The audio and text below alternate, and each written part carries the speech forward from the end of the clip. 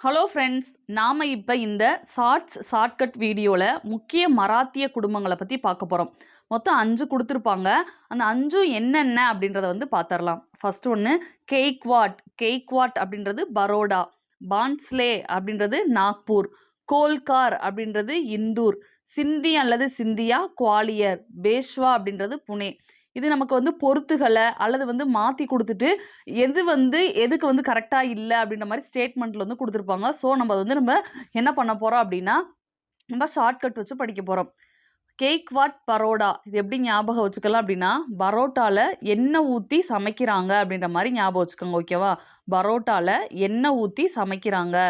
Next Bhonsle Nagpur. Bhonsle Nagpur. அதாவது இந்த வட இந்தியர்கள் எல்லாம் நம்ம நெறையா இடங்கள்ல நம்ம டிவில அந்த மாரி பார்த்தோம் அப்படின்னா, பான் பராக் போட்டு நாக்கெல்லாம் சிவப்பா இருக்கும். அப்படின்ற மாரி ஞாபகம் வச்சுக்கோங்க. பான்ஸ்லே நாக்பூர். பான்ஸ்லே நாக்பூர். நாக்குல தானே அது ரெட் கலர் மாரி தெரியும். அப்ப பான் அப்படின்றது நாக்பூர். ஹோல்கார் அப்படின்னா இந்தூர். ஹோல்கார். காரோட டோரு அப்படின்றத ஞாபகம் வச்சுக்கோங்க. இந்தூர்ன்னு இருக்குல்ல, அதான் டோர் அப்படின்னு ஞாபகம் வச்சுக்கோங்க. காரோட டோரு. ஓகேவா? சிந்தி அல்லது சிந்தியா. இத குவாலியர். சிந்தி அல்லது சிந்தியா குவாலியர். வாளில கொண்டு வர்றப்ப சிந்தி அல்லது சிந்தாம வரணும். சிந்திரும் அல்லது சிந்தாது அப்படின்ற மாரி ஞாபகம் வச்சுக்கோங்க. பேஷ்வா அப்படின்னா புனே. பேஷ்வா புனே.